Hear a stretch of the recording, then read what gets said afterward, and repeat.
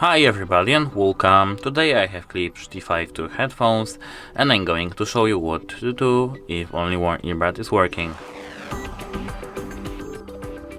At first, take your phone and flash your flashlight inside. Now check if there is some dirt. If there is, you have to clean it near these pins here and here. If there is no dirt like in my headphones, we have to check if on our headphones is some dust near this pins over here too.